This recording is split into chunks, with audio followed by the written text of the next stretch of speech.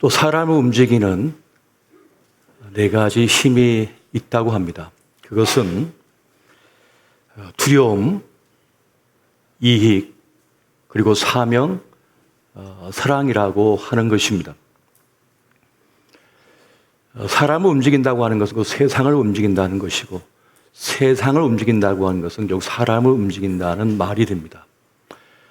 사람은 두려움, 공포를 맞닥뜨리면 움직입니다. 행동을 하게 됩니다. 또 사람은 이익을 따라서 어떤 적절한 보상을 따라서 움직이는 존재입니다. 특별히 그 사명을 수행함을 통하여 인생의 보람, 가치를 또한 경험하게 됩니다. 더 나아가서 사랑은 자기 존재감의 최고의 단계가 됩니다. 나 있음을 깊이 경험하는 것이 바로 사랑하는 것, 그리고 사랑받음에 있다는 것입니다. 그래서 사랑은 자기의 처지, 자기 형편, 자기 존재를 초월하는 그런 단계로 나아가게 만드는 특별한 힘이 있습니다. 자기 상처만 바라보며 사는 것은 참 안타까운 일입니다. 자기 비참, 자기 비애에서 벗어날 길이 없기 때문에 그러합니다. 그런데 누군가의 상처를 싸매어 주기 위해서 내가 묶었던 붕대를 풀어서 그 사람에게 감싸 줄 때, 그때 우리는 그를 돕는 동시에 내가 치유되는 그런 놀라운 기적을 경험하게 됩니다. 바로 상처 입은 치유자가 되는 것입니다. 나도 아프지만, 나도 상처가 있지만은 그것을 넘어서서 다른 사람을 치유할 때, 그때 우리는 치유의 신비, 살아남의 기적을 경험하게 되는 것입니다.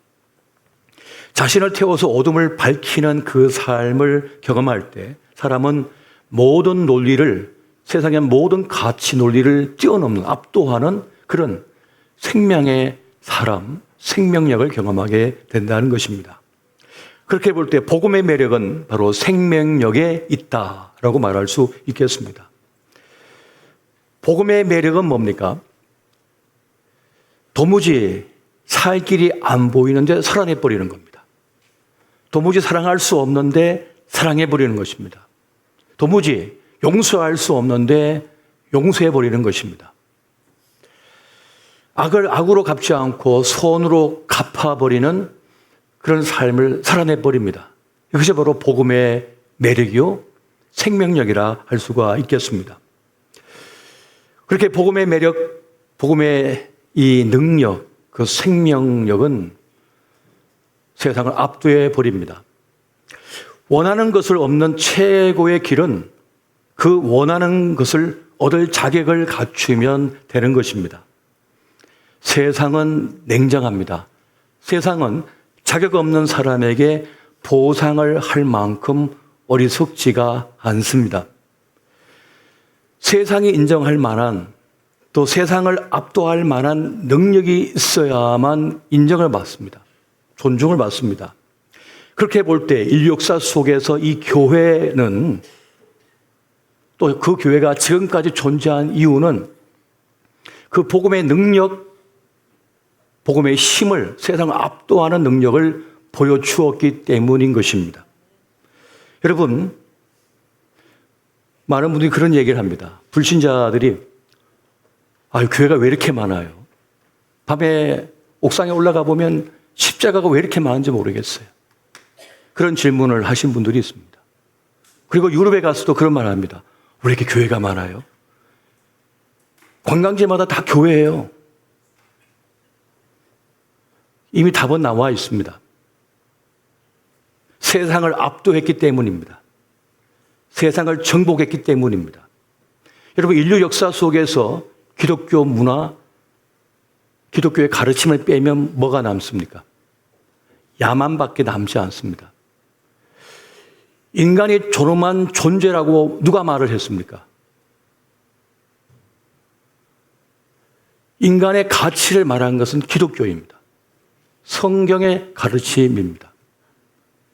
인간은 원숭이 새끼라고, 미물이라고, 그냥 가죽 부대에 물이 담겨 있는 거라고 물리학적으로 얘기한 세상 속에서 인간은 존엄한 가치를 지닌 존재라고 이야기합니다. 이 가치를 누가 가르쳤습니까? 사랑이란 말도 기독교에서 처음 사용한 말 아닙니까? 인류 역사 속에서 기독교를 빼버리면 다시 야만으로 돌아갈 수밖에 없습니다. 아무것도 아닌 존재가 되어버리는 거예요.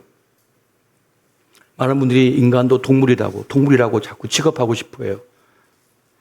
정말 그렇게 알게 된다면 인류 문명은 사라지게 될 것입니다. 돌덩이 하나와 별 차이가 없는데 무슨 가치가 있겠어요? 수만 명을, 아니 한 민족을 멸절해도 죄책감을 느끼지 않는다면 어떻게 되겠습니까? 그래도 돌덩이 하나 없어진 건데. 여러분, 기독교적 세계관, 이 복음의 능력이 이 세상을 지켜왔고 보존했으며 발전시키고 있고 지키고 있음을 믿으시기 바랍니다.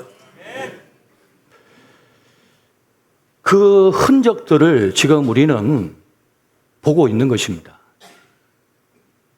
그건 숨길 수가 없어요. 속일 수가 없는 기록이고 역사의 흔적이라는 것입니다. 사람의 태도를 보면 그 사람이 어떤 사람인지를 알 수 있다고 합니다. 특히 결정적인 순간에 그 사람이 무엇을 선택하고 어떤 말을 하고 어떤 행동을 하는가를 보면 그 사람이 누구인지를 알 수가 있다는 것입니다. 나는 무슨 말이든지 내뱉을 수도 있고 난 그칠 것이 없다고 말하며 행동하는 사람은 하나님이 없는 사람입니다. 하나님이 있는 사람은 함부로 말하지 않습니다. 함부로 행동하지 않습니다. 거짓말하지 않습니다. 하나님이 그 속에 있기 때문에 하나님을 반영하는 삶을 삽니다. 죄를 지으면 죄책감을 느낍니다. 그걸 고치고자 하는 그런 모습을 보이게 됩니다. 향나무를 도끼로 찍어버리면 향기가 납니다. 그 장독대가 있는데 그를 깨트리면 된장을 담고 있으면 된장이 쏟아져 나옵니다. 고추장을 담고 있으면 고추장이 쏟아져 나옵니다. 포도주를 담고 있으면 포도주가 쏟아져 나옵니다. 그런데 예수를 담고 있는 사람은 깨트려지면 예수가 나와버립니다. 예수의 향기가 그 공간을 가득 채우게 되는 것이에요. 숨길 수 없고 속일 수가 없다는 것입니다. 지금 우리는 경제 논리, 힘의 논리가 생명의 논리를 압도하는 세상을 살아가고 있습니다. 그런 세상 속에서 우리가 지금 살아가고 있는 거예요. 국제관계도 전에는 전통적인 신이나 이데올로기에 따라서 움직였지만 지금은 이해관계에 따라서 행동을 합니다. 혼란스러운 국제 질서 속에서 지금 우리가 살아가고 있는데 세상은 점점 위험한 곳으로 변하고 있는 것 같습니다. 힘의 논리가 압도하는 세상, 경제 논리가 압도하는 세상 속에서는 약자를 존중하지 않습니다. 그것이 우리가 사는 세상인 것입니다.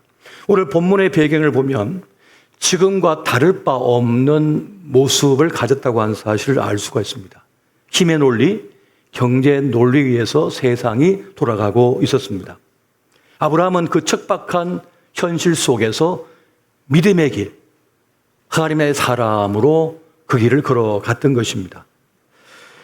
어느 날 아브라함은 롯이 전쟁에 휘말려서 포로로 끌려갔다는 소식을 듣게 됩니다. 오늘 창세기 14장 1절부터 12절까지의 말씀을 보면 이 북부 지방의 큰 나라 왕들이 남쪽에 있는 이 팔레스틴 지역에 있는 부족 국가를 상대로 전쟁을 일으킨 것을 보게 됩니다. 요단 동쪽, 그러니까 요단강과 사해 동편 지역의 이 부족 국가들이 북쪽 왕들에게 조공을 바치면서 그렇게 지배를 받고 있었는데 어느 날 결별을 선언하는 거예요. 우린 자유롭게 살고 싶다고. 그러자 군대를 보내서 그들을 징벌하는 내용입니다. 시딤 골짜기에서 막 부셨습니다. 하지만 힘의 우위에 있던 북쪽 왕들이 이겨버리게 됩니다. 요르단 지역에 있던 이 부족 국가들은 괴멸적 타격을 입고 모든 재산을 뺏기고 포로로 이제 끌려가는 상태가 되어 버립니다. 그 가운데 소돔 땅에 살고 있던 이 롯도 포로로 끌려가게 되었던 것입니다. 그때 아브라함은 집에서 길리온 318명의 그 장정들을 데리고 그 밤에 추격을 해서 기습해서 그들을 무찌르고 조카 롯과 친척들과 수많은 사람들을 이제 구출해 낸다는 그런 내용입니다.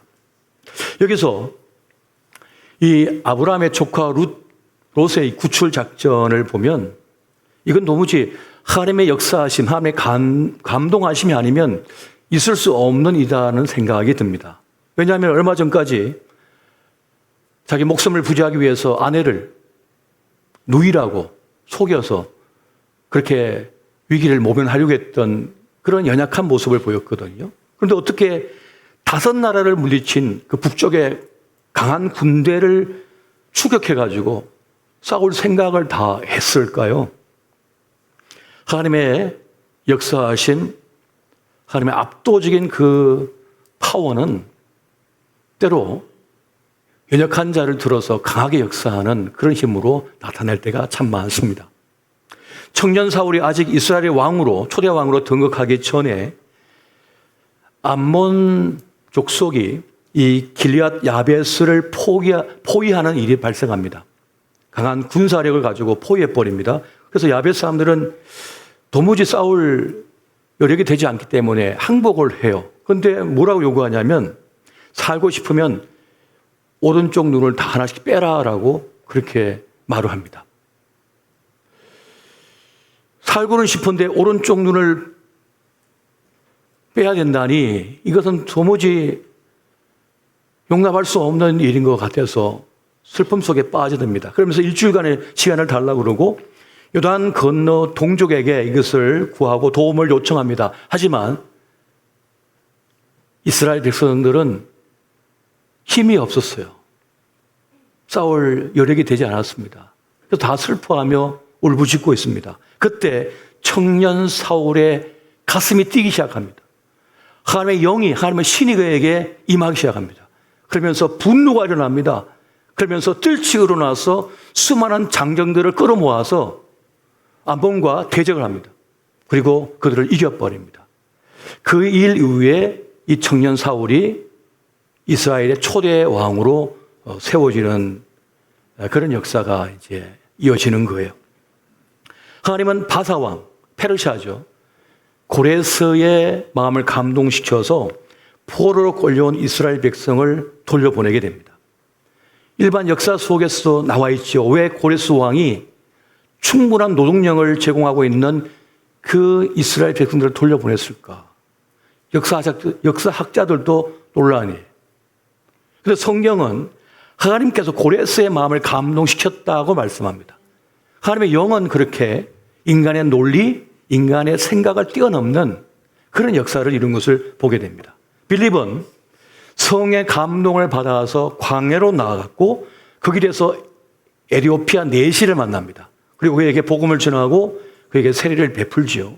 그래서 이방의 주의 복음이 전파되는 역사를 이루는 한 장면을 장식하게 됩니다. 하나님께서는 특별히 하나님의 선택받은 사람들에게 신성한 불꽃이 일어나게 만들어 버립니다. 하나님의 영이 임하여 그 속에서 신성한 불꽃이 일어나서 자신을 초월하는 삶을 살게 만들어 버립니다. 이전까지 자신을 한계 짓고 또 그를 감싸나 둘러쌌던 그 모든 것을 뛰어넘는 생각의 변화를 가져와 버리고 삶의 방향을 새롭게 지정해 버립니다. 이것이 성령의 역사임을 믿으시기 바랍니다. 그렇게 하나님의 영이 아브라함에게 임했다고 볼 수밖에 없는 사건이었던 것입니다. 지금 우리도 이 세상을 살면서 이 세상을 압도하고 있는 수많은 것들을 보고 있습니다. 그러나 하나님께서는 이 역사를 이끌어가는 분이 하나님이심을 말씀하고 계시는 것입니다. 잠깐 동안은 사람들이 강해 보이고 대단해 보입니다만은 하나님께서 허락하신 시간까지만이라고 성경은 말씀해 주고 있습니다. 아수르도 그랬고 바벨론도 그랬다는 것입니다. 하나님께서 허락한 시간 동안만 그들이 그렇게 힘을 뽐낼 수가 있었다는 것입니다. 하나님은 인간의 오만과 자만함을 그냥 두고 보지 아니하시고 꺾어버리시는 분이시에요. 그의 그림자가 그의 운명이 되게 만들어 버리십니다. 요한계시록은 무너졌도다 무너졌도다 큰 성 바벨론이여라고 말하고 있습니다. 기록하고 있습니다. 하나님은 자신이 세상의 중심이라고 착각하는 인생들을 향하여서 너는 어리석다 말씀하시면서 그 교만과 오만함을 꺾어버린다는 거예요. 어제 오늘 우리가 큐티하고 있는 열왕기하 말씀을 보면 하나님을 대적하여 일어나서 선지자들을 죽이고 또 우상 문화를 정착시켰던 아합을 심판하시는 장면이 나옵니다. 아합에게 속한 모든 것을 진멸하는 장면이 기록되어 있습니다. 열왕기하 10장 17절 보니까 이렇게 말씀하여 사마리아에 이르러 거기 남아있는 바 아합에게 속한 자들을 죽여 진멸하였으니 여호와께서 엘리야에게 이르신 말씀과 같이 되었더라. 이미 엘리야 선지자에게 말한 대로 다 성취가 되어버린 거예요. 자기 권력이 영원할 것 같고 자기 힘이 영원할 것처럼 보였지만 아합은 자기에게 속한 모든 것이 사라지는 것을 보아야만 했습니다. 그렇게 끝나는 것이 하나님 없는 자들의 결말이었던 것입니다. 살다 보면 우리의 현실을 압도하는 여러 가지 일들을 만나게 됩니다. 그러한 데를 만나면 눈앞이 캄캄해지는 거죠. 어떻게 헤쳐나갈 길이 안 보이는 것 같고 나는 끝난 것 같을 때가 있습니다. 하지만 믿음의 사람은 다릅니다. 믿음의 사람은 이 문제만 바라보고 있지 않아요. 이 문제만 붙들고 있지 않습니다. 거기서 눈을 들어서 주님을 바라봐 버립니다. 저 멀리 계시지 않고 바로 내 앞에 계신 주님을 찾습니다. 저도 어떤 문제를 만나면 어떤 사건을 만나면 그게 압도당하지 않기 위하여 주님 앞에 무릎을 꿇어버립니다. 주님 앞에 엎드립니다. 그리고 주님께 묻습니다. 주님, 이것을 어떻게 해야 할까요? 어떻게 바라보아야 할까요? 주님 가라 하시면 가고 멈추라면 멈추고 주님 뜻대로 모든 것을 하겠습니다라고 전적인 위임을 하고 주님 앞에 맡겨버립니다. 주의 뜻에 순종해버립니다. 그러면 이 마음의 근심 걱정이 가벼워져요. 내 짐을 주님께 맡겨버렸기 때문에 그러한 것입니다. 하지만 믿음의 사람이 아닌 하나님이 아닌 다른 걸 믿는 사람은 그냥 거기서 꺾어져 버립니다. 제 아무리 하늘을 나르며 창공을 지배했던 독수리랄지라도 태풍을 만나서 날개가 꺾여버리면 어떡합니까? 빙빙 돌면서 그냥 땅에 추락해버리죠. 그러면 지나가던 늑대가 이게 웬 행계냐 하면서 그냥 뜯어먹어버립니다. 아무 힘을 발휘하지 못합니다. 그런데 하나님의 사람은 그 위기의 순간에 그 눈이 캄캄해지는 그 상황 속에서 도리어 냉정해집니다. 도리어 하나님을 향하여 섭니다. 주님을 바라보는 것입니다. 이것이 그들을 살려버리는 것이에요. 그렇게 하나님의 영은 우리의 가슴 속에 들어와서 놀라운 가능성으로 불타오르게 만들어버립니다. 끝난 것 같은데 끝난 것이 아니라고 하는 사실을 하나님의 영은 우리를 감동시켜서 깨닫게 만들어버립니다. 하나님의 영은 깊은 어둠과 좌절 속에 있던 우리의 가슴에 희망의 불꽃을 타오르게 만들어버립니다. 그 불꽃을 일으켜버리는 거예요. 지금 악을 골짜기인데 사망의 골짜기 모든 게 끝난 것 같은데 바로 그 자리에서 희망의 문을 만드시는 분이 하나님이심을 믿으시기 바랍니다. 주님께서 끝나게 하시면 끝나는 것입니다. 주님께서 이어가게 하시면 이어가는 것입니다. 하나님의 영이 함께한 사람은 그래서 두려움을 이겨버리는 것이죠. 여러분, 내일은 아무도 모릅니다. 미래는 아무도 모릅니다. 내일의 시간은 우리의 몫이 아닙니다. 내 것이 아닙니다. 하나님께서 주셔야만 우리 것이 될 수가 있는 거예요. 지금 잘 나가고 지금 괜찮고 예쁘고 똑똑하고 모릅니다. 내일 어떤 일을 만날지 우리는 도무지 알 길이 없습니다. 그래서 공평합니다. 세상은 말이죠. 하나님은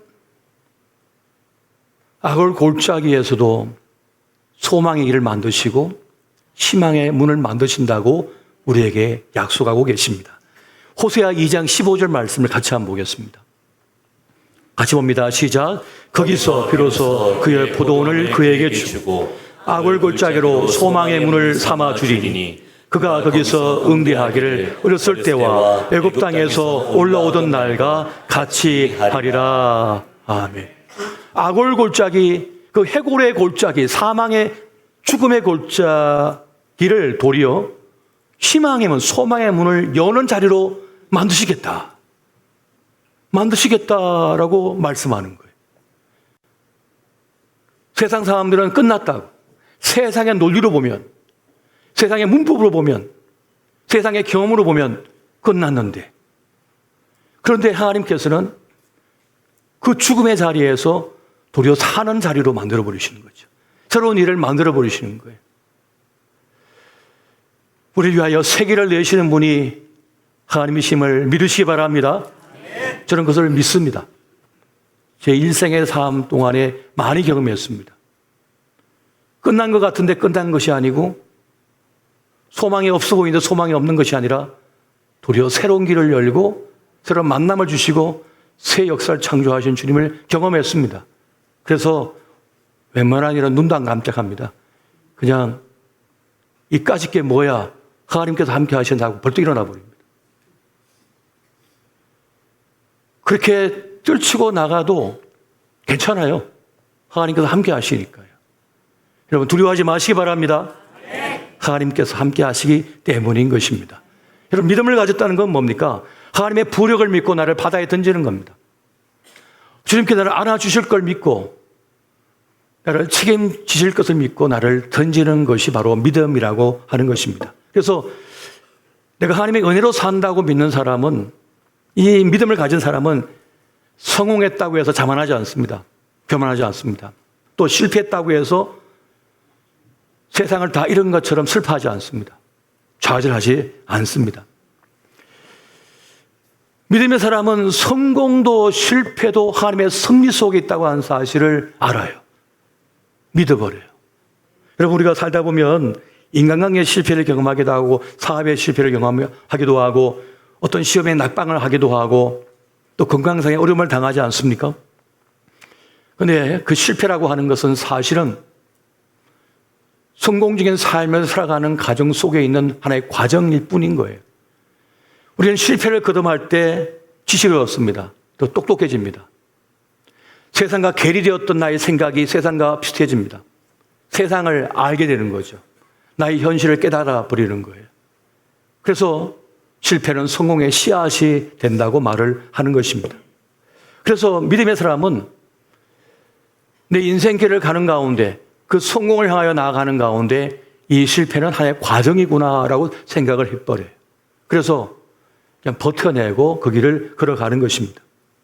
그래서 하나님의 꿈을 품고 사는 사람, 하나님과 동행하는 사람은 세상의 물결, 세상 풍조, 세상의 법칙, 세상의 논리에 압도당하지 않습니다. 그걸 이겨버리는 더 큰 힘을 그 속에 품고 있기 때문에 그렇습니다. 경제 논리가 생명의 논리를 압도하는 세상 속에 살아가는 것이 우리의 현실이지만은 그 세상 인력에 끌려가지 않고자 싸움을 하는 사람들입니다. 우리는. 그래서 세상을 이긴다는 말은 무슨 말입니까? 세상의 세태에 휘말리지 않는다는 겁니다. 휘둘리지 않는 삶을 산다고 하는 것입니다. 세상은 끊임없이 우리를 길들이려고 합니다. 우리를 길들이려고 해요. 하지만 하나님의 사람은 세상의 인력이 아니라 하나님의 말씀을 붙들고 살아내는 사람인 것입니다. 그래서 세상 속에서 세상과 다른 삶을 살 수 있다고 하는 것을 보여주는 하나님을 반영한 삶을 살아가게 된다는 것이에요. 아브라함이 바로 그렇게 살아가는 모습을 우리에게 보여주고 있습니다. 본문에 들어가서 이제 승리를 거두고 돌아온 이 아브라함을 향하여 두 사람이 옵니다. 살렘 왕 멜기세덱과 소돔 왕입니다. 살렘이라고 하는 말은 예루살렘이라고 하는 도시의 고대어라고 합니다. 그 예루살렘의 고대 도시를 살렘이라고 불렀대요. 그러니까 고대의 그 지역의 왕이 바로 멜기세덱이었던 것이죠. 그런데 이 멜기세덱을 성경은 지극히 높으신 하나님의 제사장이라고 말하고 있습니다. 그가 떡과 포도주를 가지고 와서 아브라함에게 선물로 줍니다. 축복합니다. 그랬더니 아브라함이 살렘 왕 멜기세덱에게 11조를 바칩니다. 창세기 14장 18절에 20절 말씀 같이 한번 보겠습니다. 시작. 살렘 왕 멜기세덱이 떡과 포도주를 가지고 나왔으니 그는 지극히 높으신 하나님의 제사장이었더라. 그가 아브라함에게 축복하여 이르되 천지의 주제이시여 지극히 높으신 하나님이여 아브라함에게 복을 주옵소서. 너희 대적을 내 손에 붙이신 지극히 높으신 하나님을 찬송할지로다 하며 아브라함이 그 얻은 것에서 10분의 1을 멜기세덱에게 주었더라. 아멘. 아브라함은 불가능한 일을 행하여 롯을 구출해 오는 그런 역사를 이루었고, 그리고 승리 속에서 지극히 높으신 하나님의 제사장에게 10분의 1을 바치며 감사하는 장면을 보여주고 있습니다. 아브라함은 지극히 높으신 하나님의 제사장인 멜기세덱을 통하여 하나님께서 이 전쟁을 이기게 하셨다라고 하는 말을 듣습니다. 그러면서 이 승리는 내가 가져온 것이 아니라 하나님의 특별한 은혜 가운데 내가 승리한 것이구나 하는 것을 깨닫게 되었고 감사하며 10의 1을 바쳤다는 것을 말씀해 주고 있습니다. 아브라함은 자기만 하나님을 알고 섬기는 줄 알았는데 지극히 높으신 하나님의 제사장이 있다고 하는 사실을 보고 놀랐고, 또 멜기세덱의 그 선포를 통해서 자신이 믿는 하나님이 천지를 다스리시는 지극히 높으신 하나님이라고 하는 사실을 깨닫게 되었습니다. 히브리서 기자는 여기에 등장하고 있는 그 멜기세덱을 인용해서 예수 그리스도는 멜기세덱의 반차를 쫓는 영원한 대제사장이라고 소개하고 있는 장면을 보게 됩니다. 그러니까 아론의 반차를 쫓아서 인간의 몸에서 나온 것이 아닌 예수님은 바로 이 멜기세덱, 이분이 어디서 왔다 어디서 사라졌는지 알 길이 없는 신비한 존재인데 그의 반차를 쫓는 영원한 대제사장이 바로 예수 그리스도시다라고 히브리서 기자는 기록하고 있는 것입니다. 그렇게 아브라함은 신비한 만남을 갖게 되는 것입니다. 그러면서 이 승리의 영광을 하나님께 돌리는 그런 믿음의 모습을 보여주고 있습니다. 그래서 소돔 왕이 전쟁에 승리하면서 데리고 온 그 소돔에서 붙잡혀간 그 사람들은 나에게 다 돌려주고 노획한 그 전리품 모두는 당신이 가지시오라고 이렇게 말을 할 때 아브라함은 그것을 거절해 버립니다. 도대체 왜 그런 당연한 보상을 거절하는 것이었을까요? 창세기 14장 22절, 23절 같이 한번 보겠습니다. 자, 시작. 아브라함이 소돔 왕에게 이르되 천지의 주제이시여 지극히 높으신 하나님 여호와께 내가 손을 들어 맹세하노니 내 말이 내가 아브라함으로 치부하게 하였다 할까? 내게 속한 것은 실한 오락이나 들매건 한 가닥도 내가 가지지 아니하리라. 아멘. 아브라함은 하나님의 이름을 걸고 단호히 그것을 거절해 버립니다. 그걸 거절합니다. 아브라함은 충분히 받을 자격이 있고 당시에는 그것이 당연한 논리였습니다. 그런데 아브라함은 하나님을 자신의 기업으로 삼았기에, 자신의 보배로 삼았기에 어디에도 매이지 않는 그런 삶을 선택하고 있습니다. 진리가 너희를 자유케 하리라 하는 말씀이 있죠. 진리를 다른 말로 보배라고 말할 수 있습니다. 내 인생의 보배라고 말할 수 있습니다. 하나님을 내 인생의 진리, 나의 보배로 삼은 사람은 모든 것에서 자유로울 수가 있습니다. 모든 성공에서도 자유로울 수가 있습니다. 모든 실패에서도 자유로울 수 있습니다. 모든 아픔에서도 자유로울 수가 있습니다. 모든 절망에서도 자유로울 수가 있는 것입니다. 하나님에 대하여 부유한 사람은 됐어 하면서 거절할 수 있습니다. 너 인정 안 받아도 돼. 너 사랑 안 받아도 돼. 괜찮아요. 비에 빠지지 않습니다. 진정 주님을 나의 인생의 진리, 보배로 삼은 사람은 그냥 살아내버립니다. 그러나 많은 이들이 하나님을 믿는다고 하면서 바알 신상을 섬기고 아스타로스를 섬기던 것처럼 양다리를 걸치고 있어요. 그래서 위기에 빠지는 것입니다. 그래서 절망에 빠지는 것입니다. 에디슨이 공장에 불이 나가지고 다 타버렸을 때 주변에 있던 사람이 더 충격을 받았어요. 에디슨이 너무 담담하거든요. 하나님께서 다 태워버리시니까 새로운 공장을 주시겠네. 그러고 앉아 있는 거예요. 이게 어떻게 가능하죠? 기업가인데? 발명가인데? 그동안 자료가 얼마나 많았을 거예요. 그동안 얼마나 많은 것을 만들어냈겠어요. 그래서 그 삽시간 다 타버렸는데 괜찮대요. 주님을 믿으니까. 주님은 나에게 또 새로운 지혜를 주실 거니까. 괜찮대요.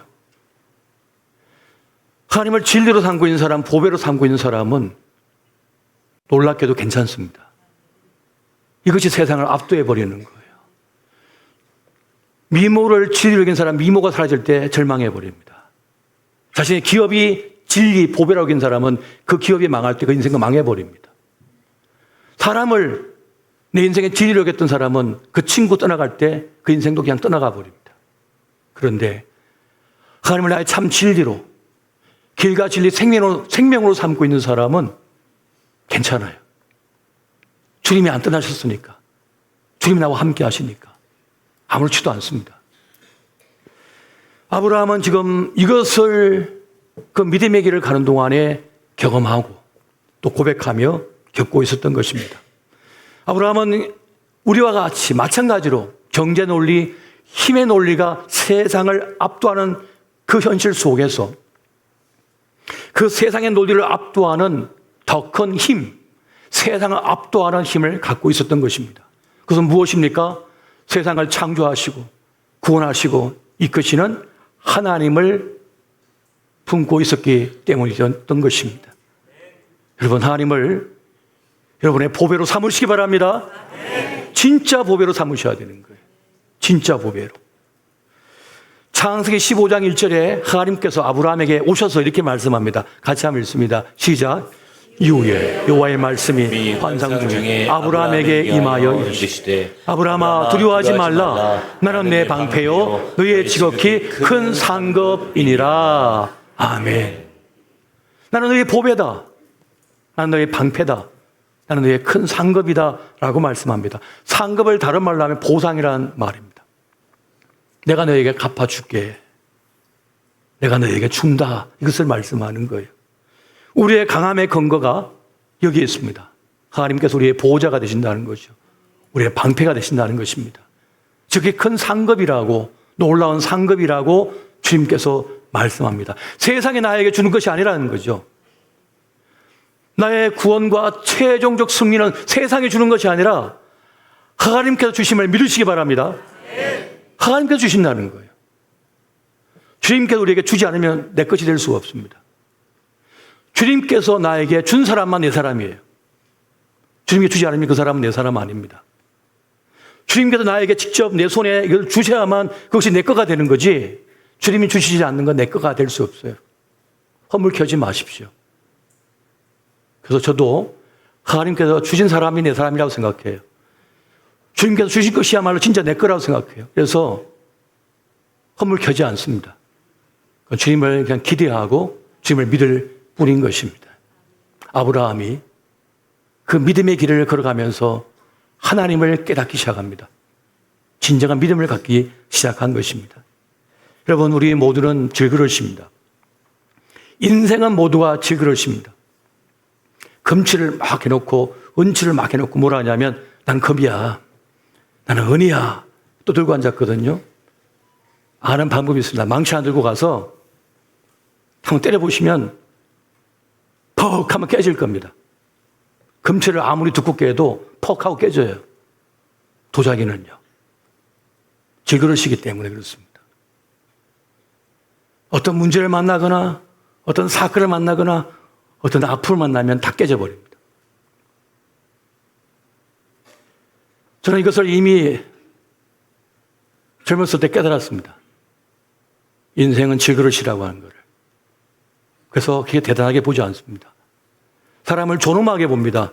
가치게 봅니다. 하지만 그들이 말한 것처럼 금그릇, 은그릇이라고 저는 여기지 않습니다. 다 똑같아요. 질그릇이에요. 한순간에 무너질 수 있는 거예요. 그런데 중요한 것은 뭐냐?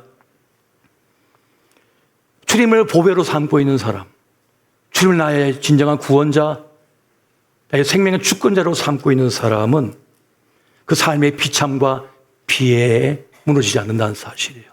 깨졌어 다시 회복된다는 사실이에요. 왜? 주님은 부활의 주님이시니까. 예수 생명의 역사가 함께하고 계시니까 말이죠. 여러분, 고린도후서 4장 7절에서 9절 말씀 같이 한번 보겠습니다. 같이 봅니다. 시작. 우리가 이 보배를 질그릇에 가졌으니 이는 심히 큰 능력은 하나님께 있고 우리에게 있지 아니함을 알게 하려 함이라. 우리가 사방으로 우겨쌈을 당하여도 쌓이지 아니하며 답답한 일을 당하여도 낙심하지 아니하며 박해를 받아도 버림받지 아니하며 거꾸로 뜨림을 당하여도 망하지 아니하고. 아멘. 심히 큰 능력은 하나님께 있음을 믿으시기 바랍니다. 우리도 능력이 있죠. 우리에게도 힘이 있습니다. 우리에게도 재능이 있고 지혜가 있습니다. 그러나 나를 초월하여 행할 능력은, 그 심히 큰 능력은 하나님께 있음을 믿으시기 바랍니다.